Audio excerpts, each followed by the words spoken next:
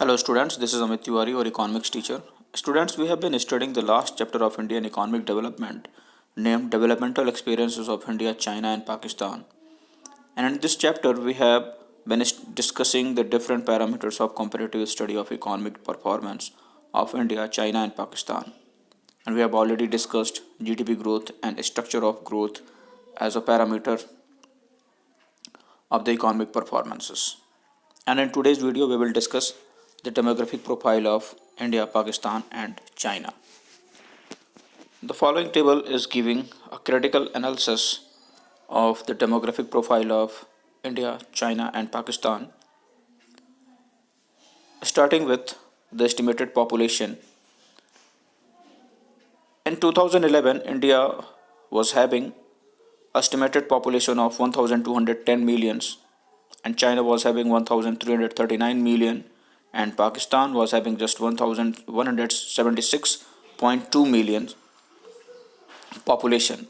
At annual growth of population in the decade of 2001 to 2011, Pakistan is having the highest growth rate of 1.8%, and after this, India is having a growth rate of 1.76%, and China is having the least annual growth rate of population of just 4.7%. And the density of population means person per square kilometer is highest in India, means 382 person per square kilometers. China is having just 143 person per square kilometer, and Pakistan is having 225 persons per square kilometers. And if we talk about the sex ratio, means number of women per thousand men, as 940 in India, and in China it's 950, and in Pakistan 952. Means Pakistan is having the highest sex ratio of women and men. And the extent of urbanization is highest in China, and after that Pakistan is having urbanization rate of 37.2%, and the least is having India, that is 31.2%. Now, India and China together are a habitat of 38% of the world's population. India और China दोनों मिलके पूरे globe का जो population है उसका 38% cover करते हैं, और इसमें इंडिया जो है 1.2 बिलियन पॉपुलेशन के साथ 18% पूरे विश्व के पॉपुलेशन को कवर करता है, और चाइना 1.3 बिलियन पॉपुलेशन के साथ 20% वर्ल्ड के पॉपुलेशन को कवर करता है. तो in comparison to Pakistan and China, Pakistan is a very small country and it is having just 1/10 of China or India's population. So India and China are having large population is a hindrance in the process of growth, as it requires a huge amount of maintenance investment. India और Pakistan China और पाकिस्तान की अगर हम बात करें तो इसमें जो इन्वेस्टमेंट मेंटेनेंस को लेके है वो बहुत ज़्यादा हाई है, क्योंकि इन दोनों का पॉपुलेशन साइज बहुत बड़ा है. तो मैक्सिमम जो इन्वेस्टमेंट है वो मेंटेनेंस में चला जाता है बजाय डेवलपमेंट में इन्वेस्टमेंट होने के. तो however two demographic parameters are distinctly in favour of China: moderate growth rate of population and low density of population. तो अगर इन तीनों कंट्रीज़ में हम कंपेयर करें चाइना को, तो चाइना के साथ दो फेवरेबल चीज़ें हैं. पहली फेवरेबल चीज़ जो है या पहली फेवरेबल डेमोग्राफिक पैरामीटर है वो ग्रोथ रेट है. ग्रोथ रेट पॉपुलेशन का जो कि सबसे कम है, और पॉपुलेशन डेंसिटी भी सबसे कम है, क्योंकि चाइना का जो जोग्राफिकल एरिया है as compare to India and Pakistan वो बहुत ज़्यादा है. और इसके अलावा वन चाइल्ड पॉलिसी जो कि चाइना ने अडॉप्ट कर रखा है, कब से? 1979 से. इससे इसका जो ग्रोथ रेट है 1.33% से घट के 0.47% रह गया है. तो ये कुछ फेवरेबल पैरामीटर्स हैं जो कि चाइना को एक कटिंग एज प्रोवाइड करते हैं इंडिया और पाकिस्तान के कंपैरिजन में.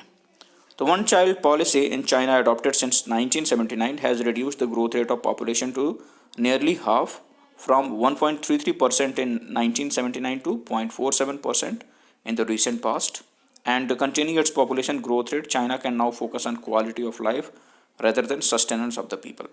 तो इस तरीके से जो पॉपुलेशन ग्रोथ रेट है वो कम हो जाने की वजह से, नियरली हाफ हो जाने की वजह से, अब चाइना जो है बजाय लोगों के सस्टेनेंस के अब उनके क्वालिटी ऑफ लाइफ को इम्प्रूव करने में ज़्यादा फोकस कर सकती है.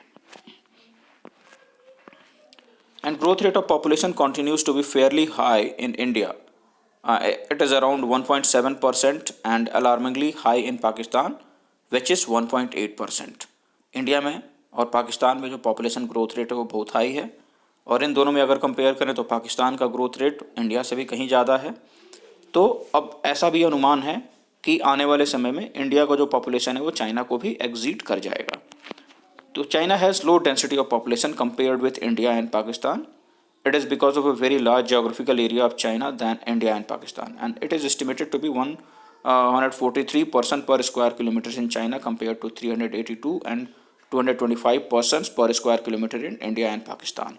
तो अगर चाइना की बात करें, चूँकि इसका जियोग्राफिकल एरिया इंडिया और पाकिस्तान से कहीं ज़्यादा है, तो इसका जो पॉपुलेशन डेंसिटी है वो इंडिया और पाकिस्तान से बहुत कम है. यहाँ पे 143 पर्सन पर स्क्वायर किलोमीटर में रहते हैं. वहीं अगर हम इंडिया की बात करें तो सबसे ज़्यादा है 382 पर्सन पर स्क्वायर किलोमीटर. उसके बाद पाकिस्तान का नंबर आता है 225 पर्सन पर square kilometre. Other things remaining constant, lower density implies lesser stress on the country's annual resources, rising its ability for sustainable development. तो ये जो एक फिगर है जो कि चाइना के फेवर में है, वो ये बताता है कि लोअर डेंसिटी होने की वजह से जो नेचुरल रिसोर्सेस है उस पर दबाव कम बनता है. तो both China and Pakistan are showing brighter sign of urbanisation than India. और अर्बनाइजेशन की अगर हम बात करें तो compare to China and Pakistan, India का जो अर्बनाइजेशन है वो सबसे कम है, 31.2% है. वहीं अगर हम चाइना की बात करें तो 51.3% के रेट से अर्बनाइजेशन हो रहा है, और पाकिस्तान भी हमसे कहीं आगे है जहाँ पे 37.2% अर्बनाइजेशन देखने को मिल रहा है. और इसके पीछे सिर्फ और सिर्फ एक कारण है, वो ये है कि प्राइमरी सेक्टर से शिफ्ट हो रहा है जो भी वर्किंग क्लास है वो सेकेंडरी सेक्टर और टर्सरी सेक्टर की तरफ, और ये शिफ्ट पाकिस्तान और चाइना में कहीं ज़्यादा देखने को मिल रहा है.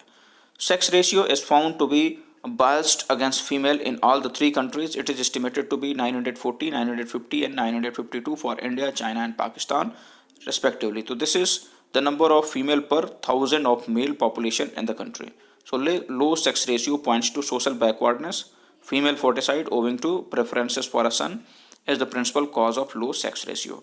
तो अगर सेक्स रेशियो की बात करें तो तीनों ही कंट्रीज़ में काफ़ी ज़्यादा बायस्ड सिचुएशन है. इंडिया की बात करें तो जस्ट 940 वुमन पर 1000 मेल, और चाइना की बात करते हैं तो चाइना में 950 है ये फिगर, और पाकिस्तान में 952 है. Now we will discuss the human development as an parameter for the economic performance of India, China and Pakistan. So some important indicators of human development are as under: life expectancy, higher the better. Means if an economy is having higher life expectancy rate, means human development index is very high. Adult literacy rate, higher the better, and the percentage of population below poverty line, lower the better. If the percentage of population which is living or residing below the poverty line is lower, then the human development index of that particular economy is better. Infant mortality rate, lower the better. Maternal mortality rate, if it is lower then it is better. Percentage of population having access to improved water resources, if it is higher, it is a indicator of better economic growth. So these are some indicators of human development index of a particular economy.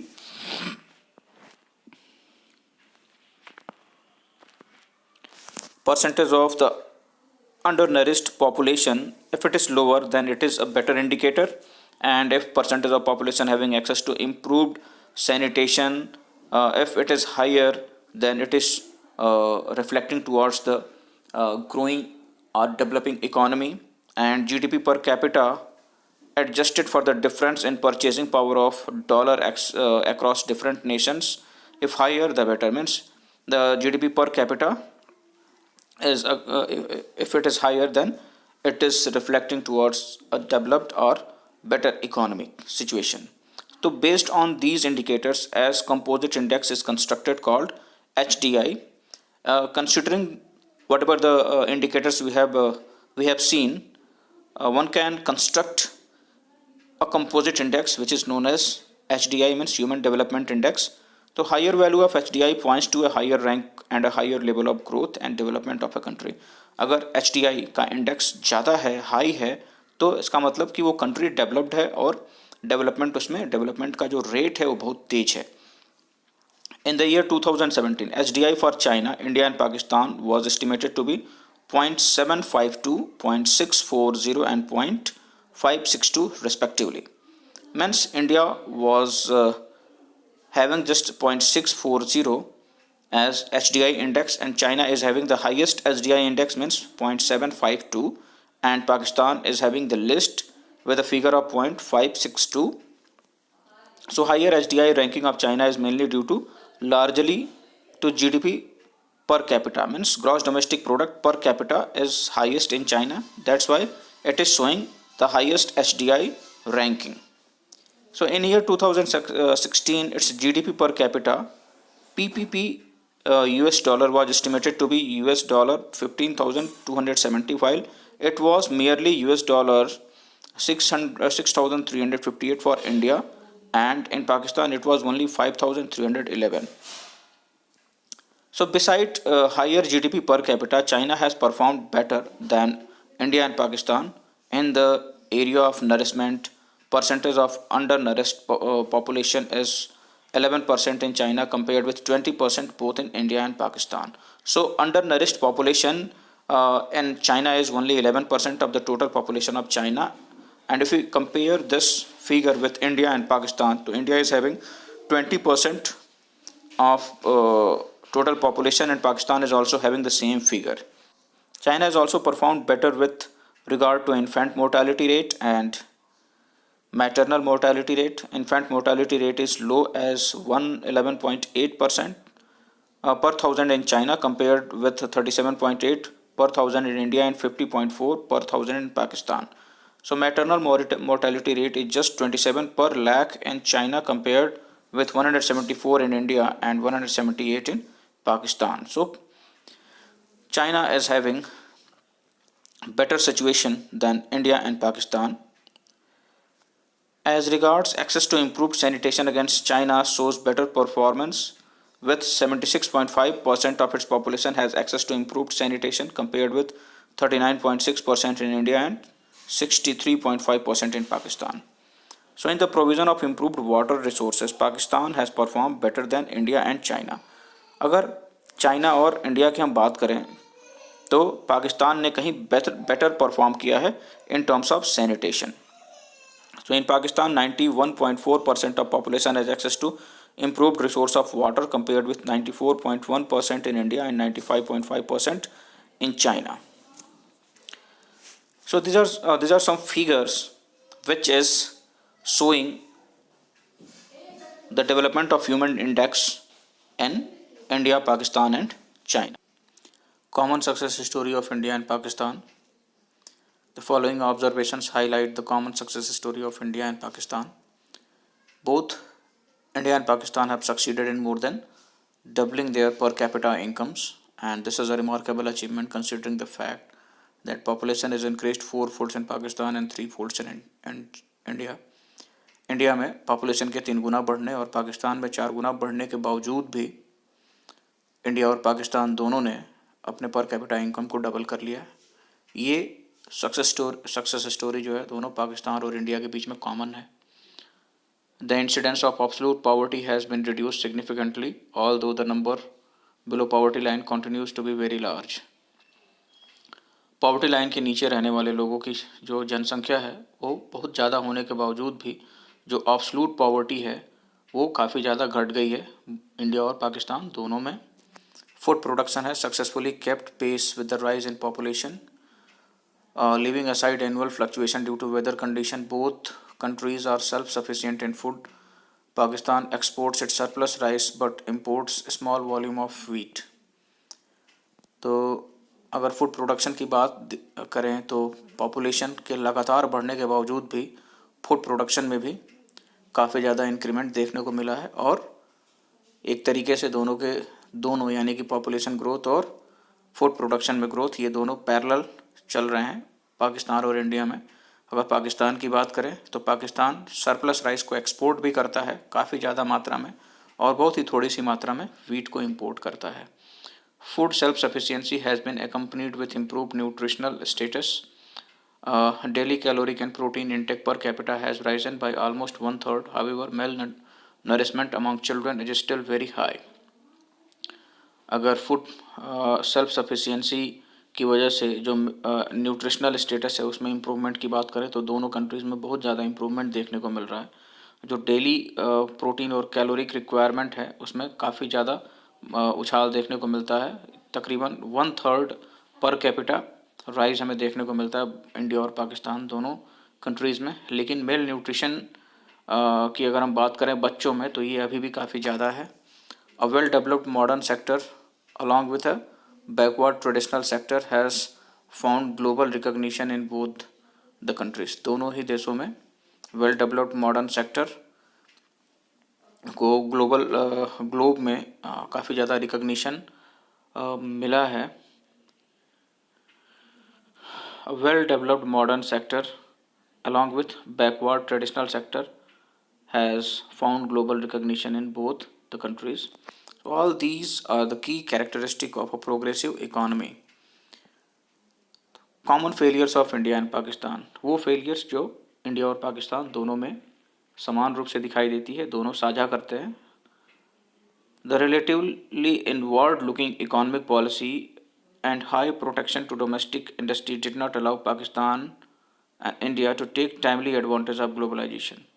दोनों की दोनों countries ने inward looking economic policies को follow किया और इससे अपने domestic industries को काफ़ी हद तक बचाने का प्रयास किया। और इसी वजह से जो ग्लोबलाइजेशन है, ग्लोबलाइजेशन की जो प्रक्रिया है उसको समय रहते दोनों देशों ने नहीं अपनाया। The mindset of the politician and the bureaucrats has not shown a progressive change. Control continues to be their preferred option rather than freedom of choice of the producer and consumer. दोनों ही देशों में political और bureaucrats का जो एक progressive सोच है उसमें बिल्कुल भी बदलाव देखने को नहीं मिला।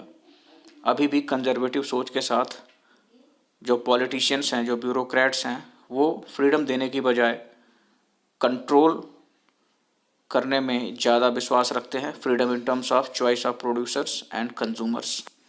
Private sector has thrived more on contact bribes, loans from public financial institutions. Tech evasion is a national hobby.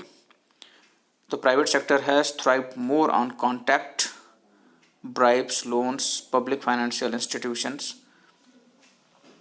The tax evasion is a national hobby. Tax evasion का मतलब कि टैक्स की चोरी जो है काफ़ी हद तक प्रोमिनेंट है दोनों के दोनों देशों में।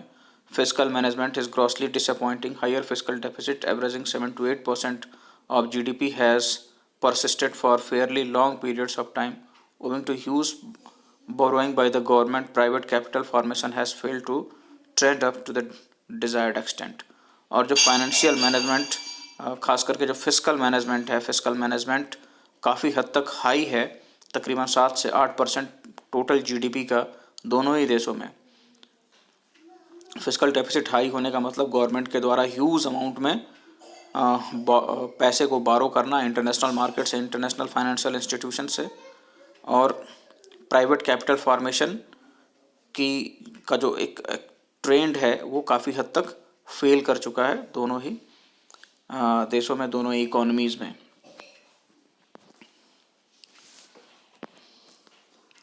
Large production of tax revenue is spent to meet defense expenditure and internal debt servicing. It hampers the process of growth. जो भी टैक्स कलेक्शन है उसका एक मेजर पोर्शन डिफेंस एक्सपेंडिचर के तौर पे और जो आंतरिक डेट सर्विसिंग है इसको पूरा करने में खर्च हो जाता है और इससे जो ग्रोथ प्रोसेस है वो काफ़ी हैम्पर करती है। Deficient urban services, water, electricity and transport are a big hurdle in the process of growth and development. जिस हद तक मांग है वाटर की, इलेक्ट्रिसिटी की, ट्रांसपोर्ट की, उस हद तक उस मांग को पूरा नहीं किया जा सका है अर्बन सेक्टर में, बोथ पाकिस्तान और इंडिया में, और ये इंडिया में कहीं ज़्यादा देखने को मिल रहा है। और इसकी वजह से जो डेवलपमेंटल प्रोसेस है, जो ग्रोथ प्रोसेस है, वो काफ़ी ज़्यादा हैम्पर कर रहा है। The politicians are yet to provide a sincere and strong leadership focusing on a social welfare. A wide lag between formulation of policies on the one hand and their implementation on the other is a serious hindrance in the process of growth. Policies बना लेना ही development की निशानी नहीं होती है जब तक कि उन पॉलिसीज़ को प्रॉपरली एग्जीक्यूट ना किया जाए ग्राउंड लेवल पे, और इसमें पॉलिटिशियंस और ब्यूरोक्रेट्स और जो भी एग्जीक्यूटिव्स हैं उनमें वो विल पावर दिखाई नहीं देता। ये कंडीशन दोनों इंडिया और पाकिस्तान में हमें दिखाई देती है। Area where India has an edge over Pakistan. The following points may be noted in this regard. In the area of skilled manpower and research and development institutions, India is better placed than Pakistan. Pakistan से अगर compare करें India को research और man power, skilled man power के field में, developmental of institutions के क्षेत्र में, तो इंडिया कहीं ज़्यादा आगे है पाकिस्तान से। India has shown a remarkable breakthrough in the extent of software after economic reforms of 1991. Pakistan is far behind. Software development,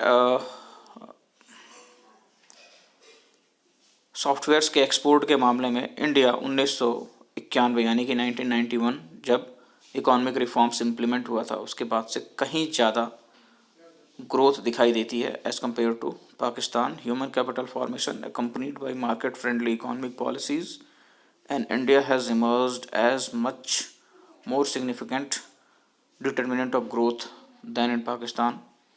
Indian scientists excel in the area of defense technology, space research, electronics and avionics, genetics, telecommunication, etc. Pakistan is way behind.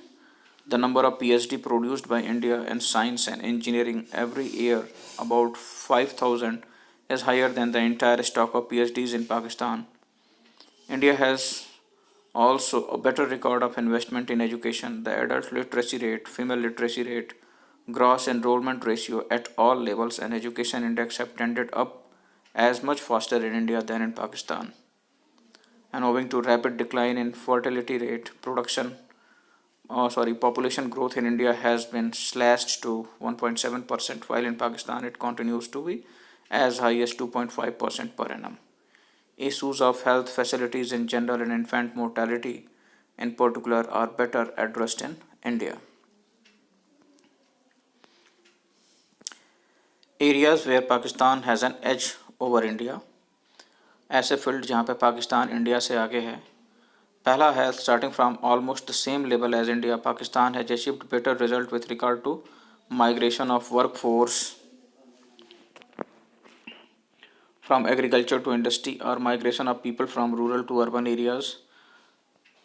दोनों ही देशों ने अपने economy को नए सिरे से एक ही साथ शुरू किया था, लेकिन अगर हम पाकिस्तान की बात करें तो एग्रीकल्चरल सेक्टर से जो माइग्रेशन या शिफ्ट हमें देखने को मिलता है सेकेंडरी सेक्टर में, वो इंडिया से कहीं बेहतर है, और अर्बनाइजेशन की कंडीशन भी इंडिया से कहीं बेहतर है. By reducing BPL population to 29.5% in 2013 of the total, contrasting with India's 21.9% in 2011, Pakistan's growth strategy has better than human face than that of India. BPL यानी बिलो पॉवर्टी लाइन पॉपुलेशन को reduce करने में जो rate है वो पाकिस्तान का India से कहीं बेहतर है. External trade has expanded much faster in Pakistan than in India. The trade GDP ratio in Pakistan is 20%, is twice that of India 10%. In fact, the area of external trade, Pakistan has performed better than all South Asian countries. Even when the rate of investment in Pakistan has been lower than in India, efficiency of investment in terms of output per unit of capital has been higher.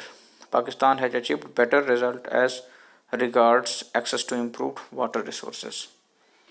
Re-emergence of poverty in Pakistan. Starting with the process of planned developmental program after independence, Pakistan relied largely on the policy of protecting domestic industry from foreign competition, assigning central role to the public sector enterprises. Pakistan ने भी India की तरह ही public sector enterprises को जो भी growth process से related activities थी उसको असाइन कर दिया, और प्रोटेक्शन पॉलिसीज़ मतलब कि protecting domestic industries from foreign competition, इस पॉलिसी को पाकिस्तान ने भी अडॉप्ट किया. Like in India, green revolution in Pakistan brought about A structural transformation in the economy of Pakistan. Pakistan के इकोनॉमी में भी एक स्ट्रक्चरल ट्रांसफॉर्मेशन हमें देखने को मिला ग्रीन रिवोल्यूशन के बाद, जैसा कि इंडिया में देखने को मिला था हमें. Growth rate continued to remain low till Pakistan took the economic reforms in 1988 में, जिस प्रकार 1991 में इंडिया ने न्यू इकोनॉमिक पॉलिसीज़ और LPG पॉलिसीज़ को अडॉप्ट किया. उसके बाद एक बहुत ही बूम इंडियन इकोनॉमी में देखने को मिला. ठीक उसी प्रकार पाकिस्तान में भी ये काम 1988 में ही हो गया. इसके बाद इकोनॉमी में काफ़ी ग्रोथ देखने को मिला. बट अगर हम 2011 के सेंसस की बात करें तो अगर GDP ग्रोथ रेट को देखें तो इंडिया का GDP ग्रोथ रेट 8.4% था, चाइना का 9.5% था, वहीं पाकिस्तान का 2.6% पर एनम था. यानी कि एक अच्छी शुरुआत के बाद भी आगे बढ़ते हुए पाकिस्तान कहीं गरीबी के जाल में फिर से फंसता गया. इसके पीछे रीजंस जो हैं वो कुछ ऐसे हैं कि Pakistan has failed to bring about stable institutional reforms in agriculture. Agriculture में एक इंस्टीट्यूशनल रिफॉर्म नहीं देखने को मिला. Accordingly performance of agriculture sector has remained volatile and highly vulnerable to climatic condition. Good harvest depends largely on good monsoon.